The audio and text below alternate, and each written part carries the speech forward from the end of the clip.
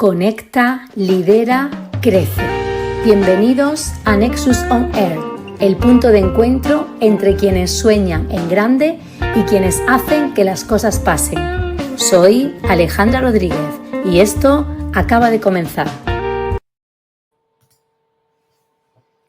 Bienvenidos a Nexus on Air. Hoy vamos a hablar de una forma de liderazgo que muchas veces ha sido invisibilizada, pero que es quizá la más poderosa de todas. El liderazgo que nace del cuidado, la escucha y el trabajo interior.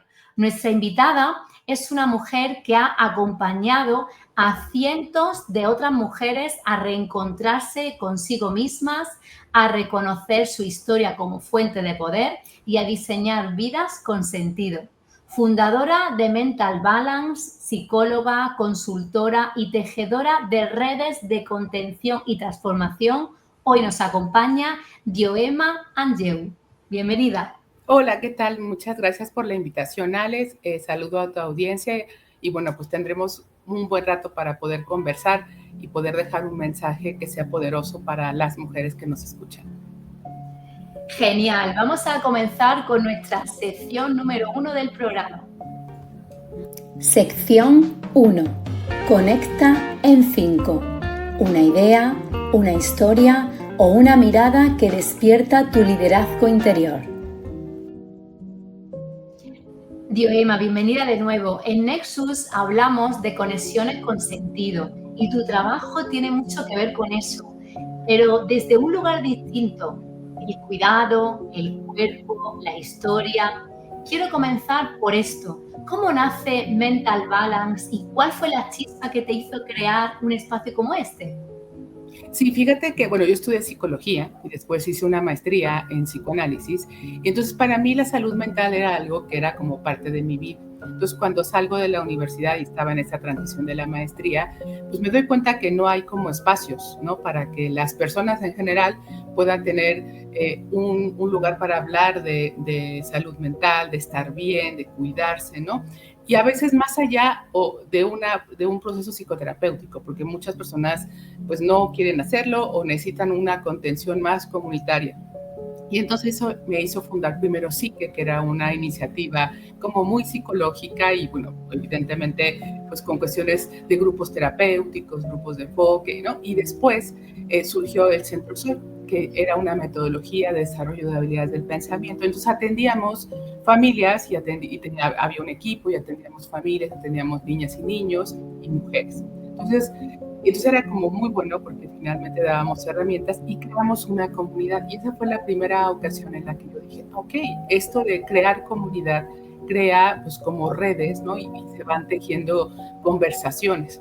Entonces, paralelo yo tenía mi vida profesional y entonces empecé como a trabajar en derechos humanos y evidentemente en este camino como feminista, pues alcé la mirada y dije, necesitamos acompañar a mujeres y decir, bueno, estas mujeres son madres, son empresarias, son trabajadoras y finalmente es cómo podemos hablar de esto de salud mental. Entonces, Mental Balance es la secuela de Centro Soy, se funda hace 10 años con la intención ahora sí, con todo este conocimiento que tengo ya de formación y con un equipo mucho más consolidado, poder ofrecer herramientas de bienestar, ¿no? En donde está incluida la salud mental, sí está incluida la parte psicoterapéutica, pero también otras herramientas como círculos de reflexión, como acompañamiento en otros temas que son parte de este cuidado y de este bienestar, ¿no? Entonces hemos desarrollado una metodología que llevamos probando estos últimos 10 años que tiene que ver con conectar, ¿no? Muchas veces las mujeres en esta vida ajetreada y exigida que tenemos, se nos olvida conectar con nuestro cuerpo, como bien decías al principio, con nuestras emociones, y que eso hace que a veces perdamos la claridad y evidentemente el rumbo, ¿no? Entonces, por eso la metodología de Mental Balance es conectar, es validar, es decir, cómo me estoy sintiendo, quién soy, dónde quiero estar, y la otra es cómo movilizo estos recursos y al final cómo reconstruyo, reformulo mi plan de vida, incluyendo todos estos elementos que tienen que ver con el bienestar y la salud mental. Y después de la pandemia, creo que algo que todas y todos aprendimos fue justo, pues, que no podemos, o sea, que puede haber muchos factores externos, pero si tú no estás bien y no tienes como una claridad hacia dónde van las cosas, hacia dónde va tu vida y qué decisiones tienes que tomar, se vuelve muy complejo, pues como el día a día, ¿no? Entonces, y eso también la pandemia nos dijo, bueno, la salud mental tiene que ser el foco y el centro, ¿no? Entonces, en Mental Balance estamos totalmente de acuerdo con eso y eso es lo que trabajamos cotidianamente. Entonces, y por eso en esta metodología que hemos probado de manera con mujeres, con niñas y niños, mujeres jóvenes, hablo de adolescentes y de chavas de 20, 21, yo creo que nos da como la seguridad de decir, bueno, ese es un gran camino. ¿Habrá que cambiar y flexibilizar? Seguramente sí, pero creo que caminar juntas y construir comunidad, eso me parece que es parte del bienestar de las mujeres, de las niñas y las adolescentes, y también un poco, pues, construir una realidad diferente y con sentido, ¿no? Esa es como creo que la misión más fuerte. Qué interesante. Y tú hablas del cuidado como acción política. ¿A qué te refieres con eso? Yo creo que ahí siempre me parece que esa es una base que siempre mueve mucho porque dices, ¿cómo hacer política? O sea, hacer política es poner las cosas en el espacio público. Entonces, a veces se nos olvida que las mujeres no solamente existimos en el mundo privado de la familia, de la casa, de los cuidados en la casa, sino también somos ciudadanas de un mundo y que tenemos que poner esto afuera y hacer una acción política, es decir, a ver, tengo que hablar sobre mi bienestar, tengo que exigir que en los espacios en los que trabajo, colaboro, interactúo, haya este cuidado y este bienestar. Entonces, por eso es una acción política, es decir, ¿qué pasa cuando las mujeres entre nosotras nos cuidamos? ¿Qué pasa cuando entre nosotras crecemos juntas? Y eso es una acción política y eso está fuera, o sea, eso no puede pasar en el ámbito privado, tenemos que ponerlo fuera. Y otra cosa muy importante es, desde la construcción de las mujeres y lo femenino, siempre se hace en comunidad, ¿no? Cuando un bebé nace, pues, se reúnen las mujeres y apoyan a la nueva mamá. Entonces, sí, y a veces esas cosas tan sencillas, que son las cosas que nos hacen conectar, las hemos perdido. Entonces, cuando digo que el cuidado y el bienestar tiene que ser una acción política, es decir, tiene que haber espacios públicos donde suceda esto, ¿no? No sé cómo sea en España, pero acá en México la lactancia materna exclusiva sigue siendo un tema de gran discusión, en donde todavía no hay espacios donde las mamás puedan lactar a su hijo, ¿no? Entonces, por ejemplo, hace 2 años yo trabajé en una iniciativa con una organización para que las madres pudieran transportar la leche en los aviones, ¿no? No tienen que viajar y esto. Y era una ley que no se había cambiado en 50 años. Entonces, eso es hacer del cuidado y el bienestar una acción política. Es decir, cómo podemos hacer que los espacios donde las mujeres estamos y cuidamos y tenemos que estar bien sean espacios pues flexibles, espacios conscientes y espacios que nos brinden ese bienestar, ¿no? Entonces, por eso es una acción política, porque está en el espacio público. Qué bien. Sobre todo aquí en España se habla mucho a nivel político de la transparencia, ¿no? Claro. De la transparencia, de la visibilidad, ¿no? El hecho de que usemos la política es para llegar a más gente.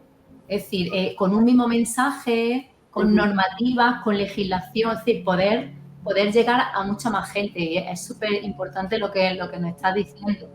Y en tu experiencia, ¿cuál es el poder real de una conversación profunda y bien acompañada? Yo creo que ahí un poco la formación psicoterapéutica tiene un peso, ¿no? Porque finalmente tiene que ser primero un espacio seguro, ¿no? Un espacio que tenga como estas reglas de convivencia, es decir, qué es lo que va a pasar en ese espacio, ¿no?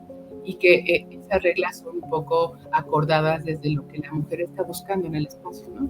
Quiere ser escuchada, quiere encontrar estrategias. Y esto aplica para un proceso psicoterapéutico, para un taller, para una sesión de acompañamiento, coaching, como ustedes quieran llamar. ¿Por qué? Porque tiene que ser un espacio seguro y un espacio que se construya con quien se está escuchando, ¿no?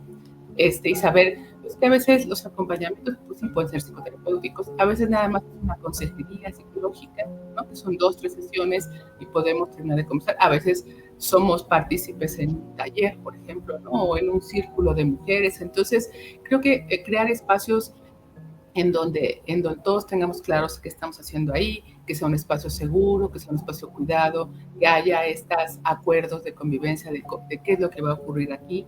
Ese es un primer principio. Y la segunda, esta metodología que tenemos en Mental Balance, de conectar, validar, hace que haya una ruta con herramientas que vamos acompañando, ¿no? Vamos acompañando y eso ayuda a que pues tengan como resultados reales, porque algo que nos ayuda mucho a las mujeres y nos baja la ansiedad y nos sentimos seguras es saber que estamos logrando algo. Y creo que cuando nosotros como mujeres ganamos la capacidad de lograr cosas, sobre todo con nosotros o con nuestro contexto inmediato, eso nos da mucha fortaleza y nos da mucha seguridad. Entonces, eso es crear una conversación poderosa en donde todas estamos incluidas y finalmente podemos hablar de las cosas que a veces nos preocupan, nos ponen tristes, ¿no? Y que a veces se nos olvida que podemos hacerlo, ¿no? Y que hay espacios profesionales que pueden acompañar esto.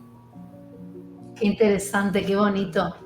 Me encanta lo que dice y cómo lo dice con ese entusiasmo. Bueno, pues ahora vamos a cambiar de sección, vamos a pasar a la sección 2 de nuestro programa. Sección 2. Finanzas sin filtro. Decisiones reales, conversaciones valientes y dinero con propósito. Muchas veces las mujeres que cuidan, madres, líderes sociales, emprendedoras, terminan al final de la lista, incluso financieramente. ¿Qué has observado en tu trabajo respecto al vínculo entre el cuidado emocional y la autonomía económica? Yo creo que es un tema que cuando también esto, aparte del tema de la acción política, cuando digo es que la parte del bienestar es la educación financiera, dicen, o sea, ¿cómo? Porque, o sea, vamos a hablar de sentimientos, de experiencias, de violencias, ¿no? Pero finalmente creo que, primero, la relación que las mujeres hemos tenido con el dinero siempre ha sido compleja y no se habla, ¿no? Porque hablar del dinero da pena, es como, te puedes ver interesada, pero a ver, si somos gestoras del cuidado en el espacio privado y tenemos un trabajo en el espacio público, ¿por qué no tener un espacio que no solamente nos dé pues capacidad de laboral o de tener un ingreso, pero que este ingreso sea justo, sea equitativo y sobre todo que las mujeres podamos como exigir esa parte y sobre todo cómo administrar el dinero, saber sobre cómo se maneja el dinero, porque finalmente el dinero no sería la felicidad, como dicen, ¿no? Pero sí provee muchos recursos que nos pueden hacer estar bien, como tener un seguro médico, como tener la capacidad de cuidarnos en otros sentidos más sociales, de tener una casa. Entonces, sí, ¿por qué no aspirar a eso? Y también creo que en esta cultura muy, pues, muy patriarcal, suena muy fuerte, pero es decir, no ha habido un acompañamiento en decir, ¿para qué sirve el dinero? ¿No? El dinero es una cosa de intercambio, ¿cómo son los afectos? Entonces, ¿qué pasa si tú haces un esfuerzo? Es decir, vendes cosas, tienes un trabajo, ¿por qué no tener como beneficios de eso? Y que esos beneficios sean claros para ti y puedas hacer una planeación sobre eso, cómo lo gasto, cómo lo ahorro, para qué me va a servir, y cuánto vale lo que yo hago en el espacio laboral o en el espacio, ¿no? De comercio. Y también esa cuestión, nos han enseñado a hacer como muy, pues a trabajar, pero nunca pensar que eso tiene que ver con una cuestión de dinero y cómo nosotros administramos el dinero, más allá de gastarlo, sino así a ver cómo gasto, cómo ahorro, cómo invierto. Y creo que ahora es un tema, no sé cómo está pasando en España, pero acá en México ya estamos hablando de eso, pero sigue siendo una conversación incómoda, porque es como, te ves interesada, pero es parte de mi bienestar. Si yo sé cuánto dinero tengo, en qué lo estoy gastando y me estoy cuidando, creo que es una gran parte de la tranquilidad y creo que tenemos que abonar sobre eso y aprender las mujeres a que el dinero es un aliado y como aliado también. Y la otra es, pues a veces en estas historias de familia y en estas historias de mujeres, pues hay como muchos mitos que hay que derribar sobre para qué es el dinero, porque el dinero sí es importante, ¿no?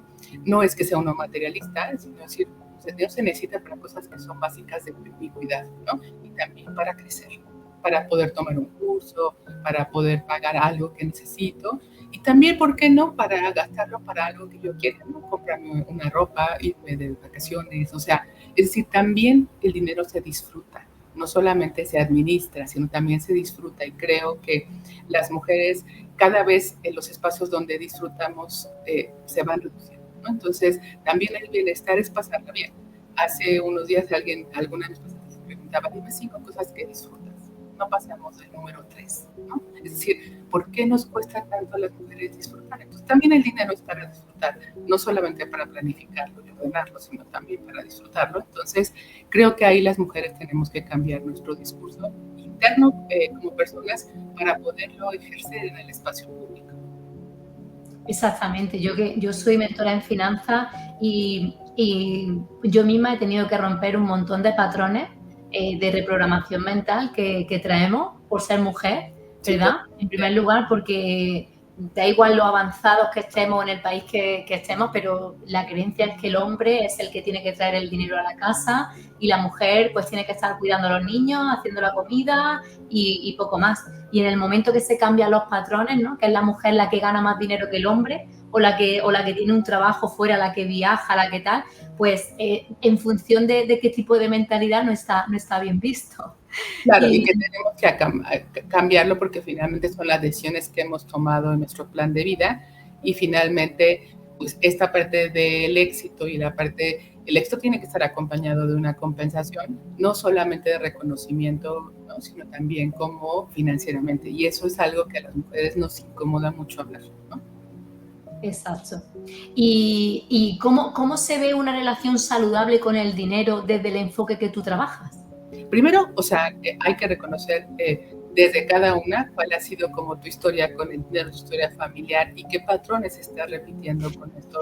Es decir, lo administras bien, lo gastas bien, lo disfrutas, pides, digamos, un salario que te parece justo, que sea igual al de otros o al de otros compañeros, porque siempre hay una gran diferencia, eso está estudiado y hay estudios sobre la diferencia de un mismo puesto entre hombres y mujeres, entonces creo que desde ahí es importante reconocer el valor del trabajo que hacemos en los espacios públicos, ¿no?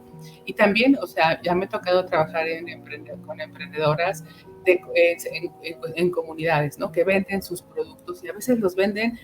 A veces el tema más difícil del emprendimiento social con estas mujeres es ponle un precio, o sea, haz el pricing de tu producto, de tu servicio, porque cobran poquito y si cobran mucho no se los van a vender, no se los van a comprar. Y esas dudas tienen que ver más con cuestiones, primero como de cuestiones internas que nos impiden avanzar, pero también de falta de conocimiento sobre, pues, finanzas, ¿no? Entonces, durante muchos años trabajé con mujeres justo en este tema, entonces siempre el tema de finanzas era así como, ¿no? A todas nos daba igual de temor, porque yo decía, pues tengo que hablar de un tema que a todas nos cuesta, incluida yo, evidentemente, y la otra es cómo le pones el precio a las cosas por el valor que haces, ¿no? Entonces, a veces esto de ponerle el pricing era todo un tema que a veces acababa en una conversación más de afectos y de historias familiares que de una cuestión de finanzas. Y la otra es la importancia de estudiar, de saber sobre finanzas personales y de cómo administrar. Me parece que es un gran tema y es parte del bienestar y es parte de la salud mental. Exactamente, porque sin bienestar emocional no hay claridad financiera, ¿no? También, ¿no? El autocuidado es una inversión. También, sí, claro. Y de cosas básicas también. Exactamente. Pues muy bien, vamos a pasar a la sección número 3 de Muy nuestro bien, programa. aquí estamos. Entonces, claro. Sección 3. Líderes que inspiran. Historias de superación, fuerza y transformación que dejan huella. Me encanta algo que tú dices y es que el liderazgo que transforma empieza por dentro. Y hoy más que nunca necesitamos esa mirada. ¿Cómo defines tú el liderazgo auténtico y cómo se ve cuando una persona lidera desde el dolor no sanado? Pues yo hablaría del liderazgo auténtico con un enfoque social y cómo es que lideramos las mujeres, ¿no? O sea, en esta evolución que hemos tenido como mujeres en la historia, pues ha habido como diferentes posturas, ¿no? A mí me tocó mucho romper el techo de cristal, es decir, hacer cosas que las mujeres no hacíamos, ¿no? Y entonces decir, pero ¿desde dónde lo hacemos? O sea, porque finalmente no es liderar como un hombre siendo mujer, ¿no? y tampoco es liderar. En ese entonces se hablaba de que teníamos que cuidar, ¿no? Y decir, bueno, a ver, nosotros hemos tenido históricamente una carga de tenemos que cuidar.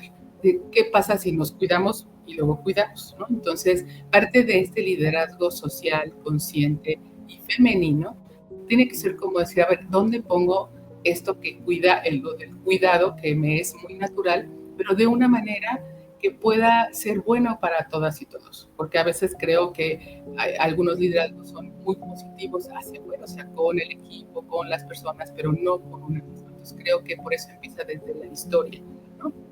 Hace un tiempo, y creo que tú conoces ese artículo, escribí un artículo que la verdad, cuando después lo terminé, fue como muy conmovedor, porque fue reconocer, ¿no?, cómo los liderazgos de mi familia, ¿no?, de mi abuela, de mis abuelas, de mis tías, ¿no?, de mis hermanas, de mis primas, hicieron como la persona que puedo ser, ¿no? Y que creo que también el liderazgo es una construcción personal, pero es una construcción que tiene que evolucionar como evolucionamos como personas, ¿no? Entonces, decir, a ver, ¿cómo lidereo? Es decir, ¿cómo me conecto con las otras personas? Y eso me parece como fundamental. Y eso sucede no solamente en el liderazgo, sino en la vida cotidiana. Entonces, si tú trabajas con tu historia, sabes quién eres, qué cosas te mueven, qué cosas te asustan, qué cosas te molestan, qué cosas te ponen triste, entonces eso puede reconocerse y entonces ponerlo al servicio de un liderazgo mucho más consciente y más conectado. Y no liderar desde tengo que sobresalir, tengo que, o sea, como lograr cosas que no tienen que ver con conectar con las personas, ¿no? Porque entonces eso es un liderazgo mucho más intenso, porque si me conecto con lograr los estados financieros de un lugar, pues está más sencillo a que si me tengo que conectar con el departamento de contabilidad para ver cómo podemos hacer mejor la tarea, más rápida, más eficiente y en buen tiempo. Entonces, creo que a veces es no olvidar que el liderazgo es de personas con personas y para las personas. Entonces, hablar de tu historia y reconocerte, sí.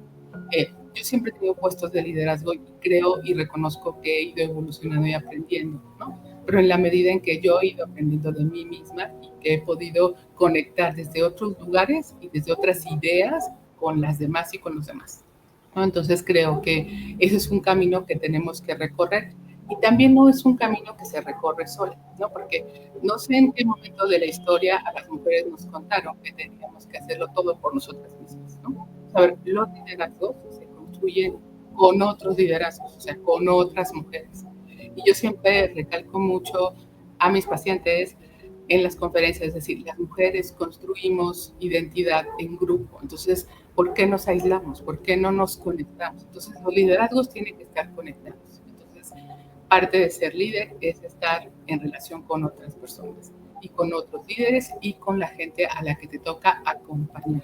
Y creo que ese sería como reconocer que también la salud mental se juega en el liderazgo. Y al hilo de esto que estás contando, ¿qué papel juega la historia personal en el estilo de liderazgo que ejercemos? Yo creo que la historia personal marca tus vínculos y al final, o al principio, ya no sé, más bien al principio del liderazgo, el liderazgo es un vínculo. Entonces, tu historia personal atraviesa tu liderazgo. Entonces, reconocer tus historias, o sea, este artículo que escribo y que cuento la historia de un 10 de mayo, ¿no? Que aquí en México es el Día de la Madre, en donde estaban todas, ¿no? O sea, estaban las abuelas, estaban las tías, estaban mi mamá, estaban mis hermanas. Era como decir, ok, ¿qué hacemos en esta familia de puras mujeres, no? Cómo dialogamos y cómo nos empoderamos y cómo una simple reunión familiar puede ser justo un espacio de reflexión de quién soy yo. Y entonces de ahí digo, bueno, pues claro, si vengo de una familia de mujeres, claro que me empiezo a trabajar con las mujeres, cuidar a las niñas y proteger a los adolescentes. Entonces creo que en esa parte tiene que ver con quién soy y hacia dónde avanzo. Entonces creo que cuando uno asume su historia personal, puede sanar las cosas que uno tiene como heridas, pero también puede reconocer sus valores y fortalezas y eso nos ayuda a salir adelante. Entonces, hablar de esto, o sea, sí, yo diría que un taller de liderazgo tendría que hablar de historias personales. Exactamente. Y cuéntanos de tus conversaciones poderosas, cómo las creas y qué transforman. O sea, hay como muchos espacios, ¿no? Y justo creo que muchos de los espacios que a mí me toca liderar son espacios públicos. y espacios de derechos humanos. Entonces, son siempre temas complejos, ¿no? O sea, temas que tienen que ver con la violencia, temas que tienen que ver con la crianza, temas que finalmente son lugares que duelen, ¿no? Entonces, primero es reconocer que hay, más allá de una conversación o de una mesa de trabajo, hay personas y que las personas convocadas tienen una historia y que conectan con esa situación de alguna manera. Y con esa conexión es con la que se trabaja, ¿no? Porque a veces finalmente lo que sostiene las conversaciones es como la motivación, lo que te hace estar ahí. Entonces, creo que crear espacios para que, aunque sea un diálogo político o un diálogo social o un diálogo laboral, pueda haber estos espacios. Entonces, a mí me parece fundamental hacer la conexión y que los vínculos es la forma en la que te vinculas. Entonces, en la medida que tú como persona mejoras tu bienestar y tu salud mental, tendrás mejores formas de conectar. Efectivamente. Y ahora que estamos llegando al final de nuestro programa y con toda tu experiencia, ¿qué herramientas prácticas recomiendas para comenzar a liderar con más conciencia y cuidado? Primero yo creo que primero reconocer en qué momento de tu vida estás y si en este momento necesitas algún tipo de acompañamiento, ¿no? Puede ser de cualquier tipo. Yo en algún momento tuve un acompañamiento, por ejemplo, espiritual, o sea, para hablar de cosas que en ese momento me estaban moviendo y que no eran psicológicas, que no eran de trabajo, que no eran familiares, sino eran, ¿no? El año pasado que hice una transición laboral, pues fui a unas sesiones de coaching laboral como para entender. Entonces, primero es saber en qué momento estoy, qué necesidades tengo, pero sobre todo hacia dónde me quiero mover.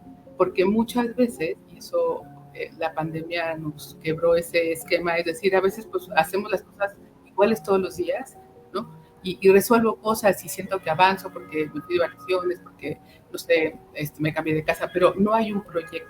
Entonces, a ver, esto que yo hago, ¿cómo es parte de mi proyecto de vida? ¿Cómo lo incluyo y cómo lo construyo? Entonces, sí, a ver, primero, la primera es, ¿quién eres? ¿O en qué momento de tu vida estás y qué necesitas para estar bien? ¿No?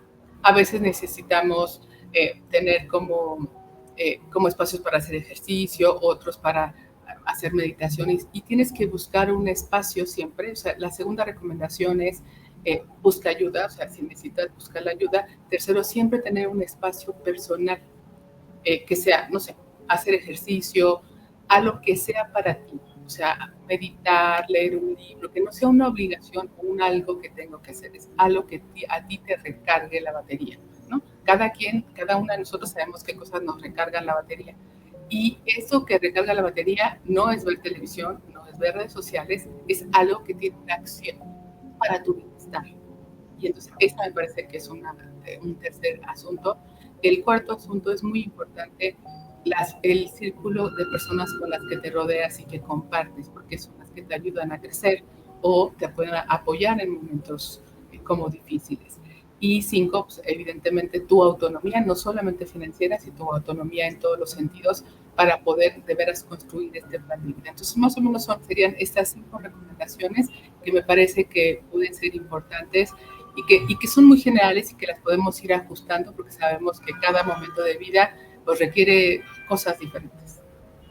Exacto, exacto, así es. El autoconocimiento es súper importante, el conocerse, en saber en qué punto estoy de mi vida en este momento. Pasa igual en las finanzas, pasa igual en el aspecto laboral. Nosotros comenzamos en un trabajo y conforme va pasando el tiempo, nosotros vamos creciendo como personas. Sí, obviamente trabajamos el crecimiento personal, ¿vale? Eso es, hay que ser conscientes, o sea, tenemos que concienciarnos de la importancia de trabajar ese crecimiento personal y de romper con estructuras y con patrones y con programas que traemos de fábrica, por así decirlo, y que a lo mejor no nos dejan avanzar. Y en el momento que nosotros nos damos cuenta, ¿no? Nos autoconocemos de dónde estoy y qué es lo que quiero y a dónde quiero llegar, yo pienso que es muy importante buscar un mentor, buscar una persona que nos acompañe en ese proceso, que tenga o que haya conseguido lo que nosotros queremos conseguir, ¿de acuerdo? Porque lo que tú decías antes, ¿en qué momento nos han dicho que aquí hay que estar solo, ¿no? Que hay que luchar solo, ¿no? Pues sea, nos tenemos que que rodear de personas que vibren en la misma frecuencia que vibramos nosotros, que estén alineados en la misma sintonía en la que estamos nosotros, y que sepan más que nosotros, porque yo siempre digo una frase y es que si estás en un sitio donde el que más sabe eres tú, estás en el sitio equivocado, ¿vale? O sea, Porque hay la que aprender y justo exacto. más. Ajá. Sí, o sea, tenemos que estar en un sitio rodeado de mujeres y de hombres que sepan más que nosotros, donde nosotros podamos aprender de ellos, porque si no estamos acabados, ¿no? En la persona que dice ya lo sé todo, ya no tengo que saber nada más, ya lo tengo todo, esa persona ya ha terminado.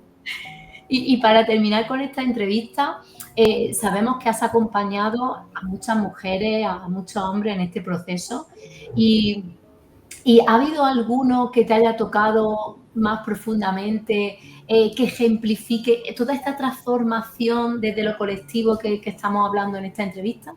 Pues la verdad es que he tenido muchos encuentros con personas e historias que me han transformado a lo largo de mi vida y creo que por eso ahora puedo decir que me gusta acompañar mujeres y niñas y adolescentes, porque creo que ahí es donde yo he encontrado, donde hay un eco y que esto que hemos desarrollado en Mental Balance puede como ayudarles, ¿no? Entonces tengo muchas historias, desde una mamá migrante que me tocó atender en la casa del migrante en Monterrey, en la casa de mujeres, que venía con 2 niños y fue como, eso fue hace como 12 años, una cosa así, que fue como decir, como que nunca se me había ocurrido qué pasaba con una mamá con unos niños migrando todo el territorio mexicano llegando al norte del país, ¿no? Entonces fue una conversación que dije, ok, o sea, aquí más que hacer una intervención psicosocial, hay que hacer algo más que tenía que ver con una intervención más desde los derechos humanos, por ejemplo, ¿no? Tengo otra historia de una mujer joven o una adolescente como de 18 años de El Salvador que me cuenta su historia de cómo ella, su mamá migra a Estados Unidos, se queda con la abuela y las hermanas que son más pequeñas y ella es como la jefa de familia. Y me cuenta un asunto que le pasa a ella de manera muy fuerte. Digo, ¿cómo una chava de 17 años tiene que enfrentar estas cosas? Y así por qué, y yo en ese momento me tocaba dar como, liderar un proyecto de emprendimiento social para jóvenes. Yo dije, entonces, este proyecto tiene que cambiar este tipo de vidas. O sea, para que esta chica o esta chava pueda llegar a un lugar seguro, que aprenda cosas que le sirvan para su vida cotidiana. Entonces, creo que son esos como puntos de cambio en donde dices tú, a ver, ¿cómo puedo mejorar lo que estoy haciendo, ¿no? De manera laboral o ¿no? que tenga como un impacto en las personas. Entonces, y bueno, pues historias de jóvenes migrantes que me tocó escuchar, que digo, ok, o sea, es decir, ¿qué hace que un chavo de 14 años tenga que salir de su casa? Y creo que, es decir, si acá en México estamos siendo una organización receptora, ¿qué hacemos para mejorar eso, ¿no? Entonces, ese tipo de cosas como más desde una mirada comunitaria son las cosas que me han dicho cuáles son los caminos que tengo que recorrer o rediseñar para tener un mejor impacto en eso. Genial. Pues escucharte, Dioema, es recordarnos que liderar también es escuchar, es abrazar la historia, es sostenerse en comunidad, porque no hay liderazgo real sin humanidad y no hay transformación verdadera sin cuidado. Si tú, que nos estás oyendo hoy, sientes que hay algo que necesitas mirar hacia adentro, hazlo. No desde la culpa, sino desde la posibilidad. Soy Alejandra Rodríguez y esto fue Nexus On Air, donde las conexiones no solo mueven ideas, también transforman vidas. Muchas gracias por estar aquí. Gracias. Si lo que has escuchado hoy resonó contigo, compártelo, escríbeme, únete a esta comunidad, porque Nexus no solo soy yo, Nexus somos todos los que creemos que podemos ir más lejos si vamos conectados. Gracias por estar aquí. Soy Alejandra Rodríguez y esto fue Nexus On Air.